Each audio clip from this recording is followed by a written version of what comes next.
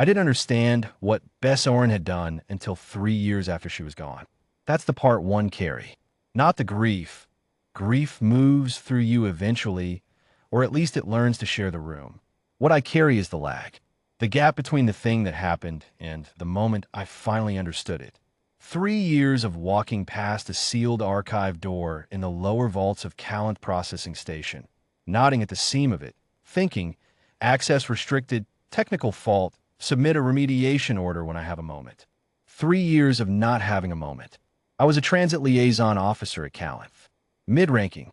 I processed clearance dockets, coordinated resettlement queues, managed the 11 lower-tier clerks who kept the station's residency registry alive.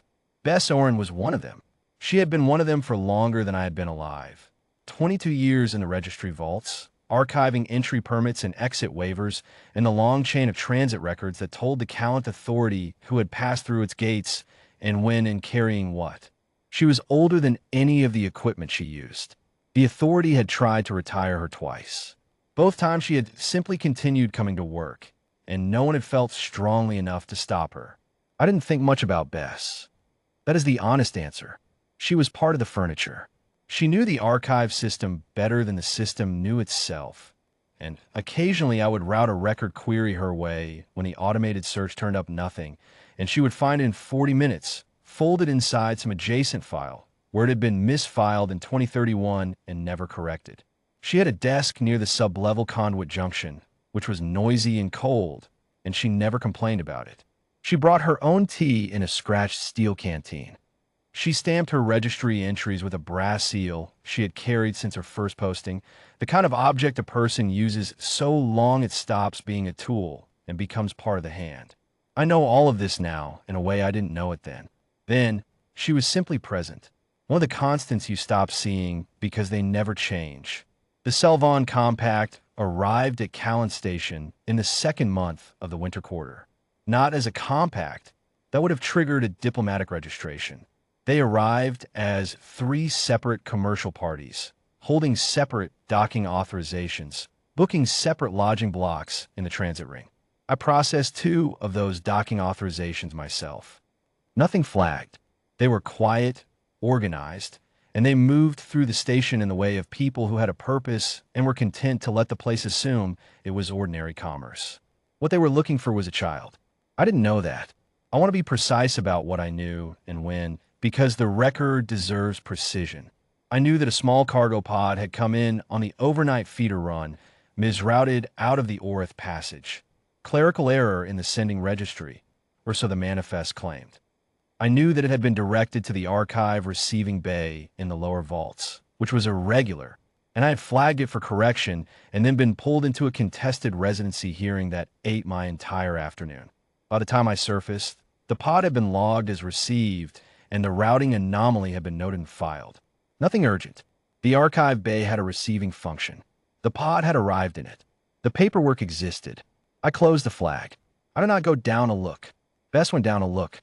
That much I pieced together later from the vault access logs that survived the Selvon sweep. She had signed into the archive receiving bay at the end of her shift, 21:40 standard station time, using her personal clearance. She had remained there for 11 minutes. When she left, she had logged no anomaly, filed no report, and requisitioned nothing from stores. Whatever she found in that pod, she absorbed it in 11 minutes and walked back to her desk and returned to work. For 4 weeks after that, Bess Oren's vault access records showed a pattern they had never shown before. She was signing in after a shift, sometimes twice in a week, sometimes 3 times, short visits, 30 to 40 minutes, always to the lower archive sector, always to the junction vaults nearest the sub-level conduit where the old heating pipes ran and the temperature stayed a full degree warmer than the rest of the lower levels. She had never done this before. 22 years, and her after-hours record was clean. For weeks, and she had accumulated 9 off-shift entries, each of them logged under her personal seal. She was eating less in the staff canteen.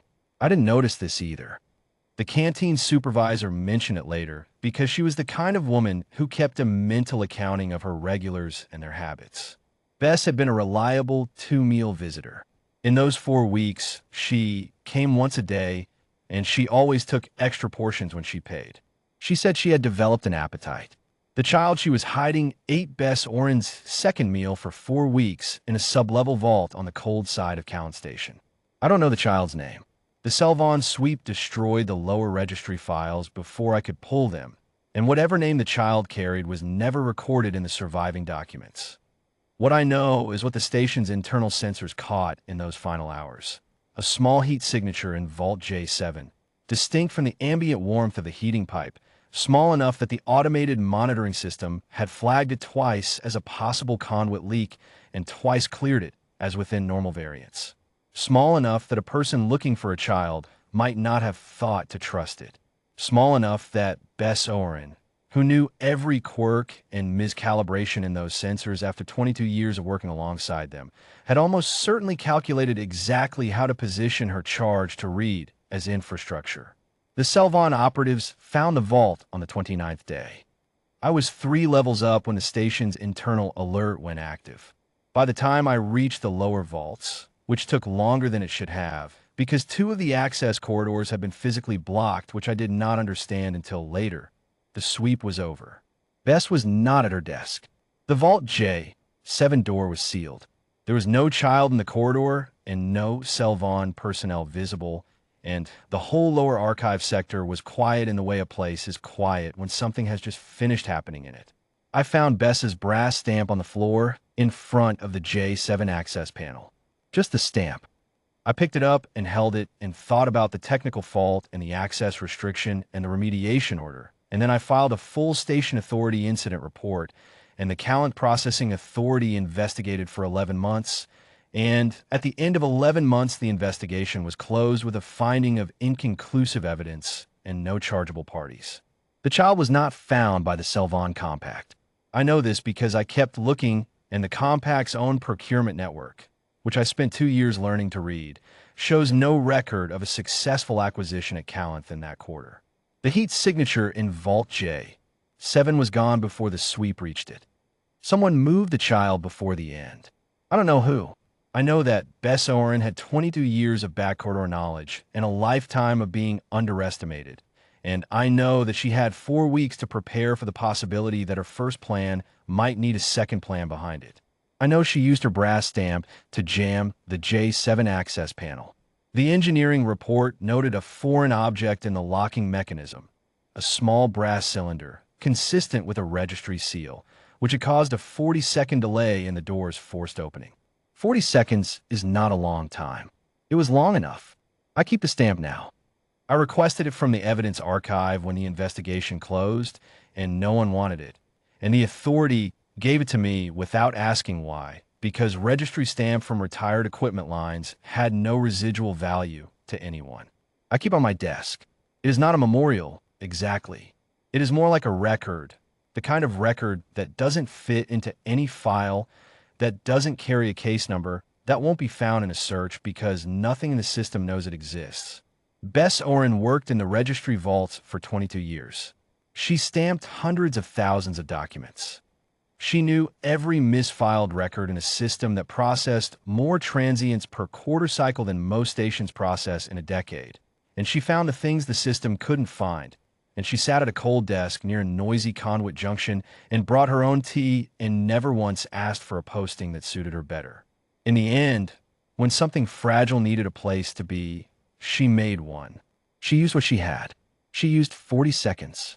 I asked her once, very early in my posting, how she kept the archive organized when the system kept generating errors faster than anyone could correct them. She thought about it for a moment. Then she said, "You just keep working.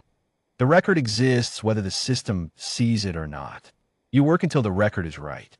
I think about that sometimes. The record exists whether the system sees it or not. She worked until it was right.